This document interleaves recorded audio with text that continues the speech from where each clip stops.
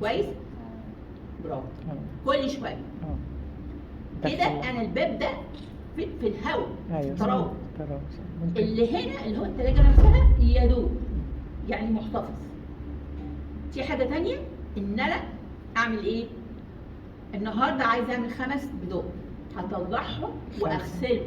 ايوه صح. ال5 فقط، ويكونوا محطوطين في الكرتون ومتقفله. طب انا ما بشتريش بقى يا دكتوره مها 5 أو 10 أيوة. ولا متقفله ولا متعامله. اعمل ايه؟ حطي فوق اي حاجه، حطي تحت اي حاجه، واقفلي لنا بايه؟ اي حاجه تعزل لي البيض عن الثلاجه، والبيض عن نفسه، والبيض عن ايدك لو انت بتاخدي حاجه. ايوه. ليه؟ حول الله. بره في حاجه اسمها سالمونيلا. ايه السالمونيلا دي؟ دي يعني هي طبيعيه موجوده، بس احنا ناخد حذرنا منها. خدوا حذرك.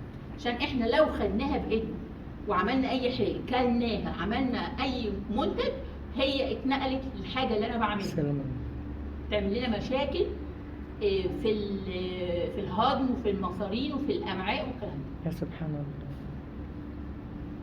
يبقى انا هغسل البيض اللي انا هستخدمه. طب ليه انا ما بغسلوش كله واريح دماغي؟ عشان حاجتين. الحاجه الاولانيه ان ده البيضه لها جدار مسامي. فاكرين وانا بس قلت لكم هنحط ذره ملح؟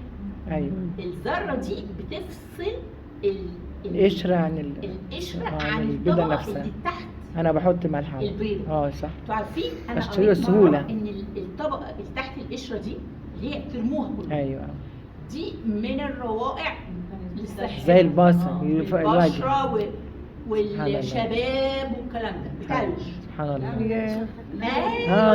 حطيها زي قشره البصل، حطيها بدل ما ترميها. سبحان الله.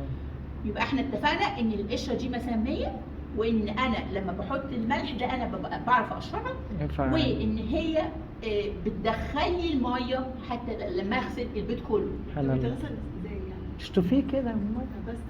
ده سؤال كويس. نستنى او في مصر اي حاجه تغسليها بالمسحوق ضيعتي نفسك. لا ميه عاديه خالص، سواء خضار سواء فاكهه سواء اي حاجه، ولا حتى اللحوم. الحاجات دي لا بننقع ميه بس ولا بنغسل. لا صح، مفيش عفن. فاللي يمشي على ده يمشي على ده. ممنوع غسل باي حاجه بايه؟ بالمسحوق بتاع المواعين او اي مسحوق. سبحان الله. طب اعمل ايه؟ احنا قلنا في الفاكهه والخضار عندنا الليفه بتاعتنا الخاصه بالكلام. صح. احنا متفقين على الكلام. الحمد لله. البيضه انا بغسلها كويس قبل السليق، وبعد بالحنفيه ميه كده قبل السليق. خلاص خلصتها اهو. اغسل ايدي بقى. سبحان الله. والا اللي فيها بقى دخل عندي. ايوه تمام. صح. لو غسلت كل حاجه من الاثنين، يا هيصيبها العطب والعفن، يا اما هتصيب فارغه من جوه، حاجه اكسرها مش هلاقي جوه ولا حاجه. سبحان الله. خلاص. لا الاستعمال. باقي التوصيات اللي اتقالت على حاجات تانية اقول ولا ننقل الموضوع تاني؟ موضوع تاني مهم جدا. ده سؤال من الروائع، برافو عليكي. ده يتوقف حضرتك حطاه في انه مكان، في الثلاجه نفسها ولا في الخروم. احنا النهارده خلاص بطلنا نحط في الخروم. تاني حاجه في اي حاجه ونغطي ونقفل بكيس بكرتون بالشد. لازم عشان السالمونيلا دي ما تنتشرش. يا دكتوره معلش، طب ما احنا كل يعني ابهاتنا وامهاتنا واحنا عايشين كله كده. لا عدى بقى، احنا سمعنا الصح. سمعنا الحاجه زي ما احنا دايما بنسمع حاجات. ايوه في حاجات صح دلوقتي حديثه، في الصح بتاعها. ايوه ما نقولوش. ايوه صح. طب ربنا ستر. ستر. ده انا هقول لكم على حاجات انا واحده من الناس كنت كلنا ما حدش عارف. اسالوا على الذكر ومش هتخطر على بالك. خلاص انا هقولهم بسرعه عشان في موضوع تاني جدا حلو جدا. الحمد لله. بس الدكتوره الوقت البيضه هيقعد ما يزيدش عن شهرين او 3 او اكتر. شهر واحد.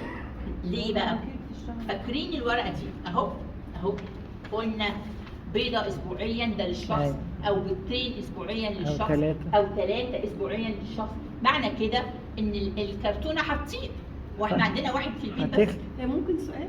اتفضل. ده بالنسبه اللي هو عنده جيوب انفيه وبيتاذى من البيض يعمل ايه طيب؟ لا يتأذى من البيت ما ياكلوش. يجب استشارة طبيب. برافو. الأنف والأذن والحنجرة. قاعدة اسألهم ازاي ليه؟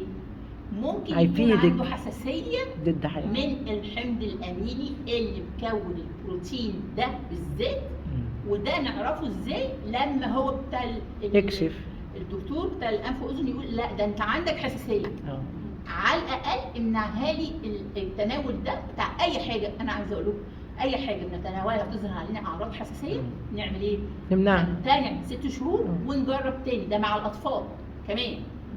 والله زي ما احنا مش زي ما احنا خلاص نستمر، إلا إذا كانت أعراض نقص إنزيم زي حاجة اسمها الفافيزم، أو اللي هو وجود الإنزيم اللي بيفكك الفول اللي اسمها التفول.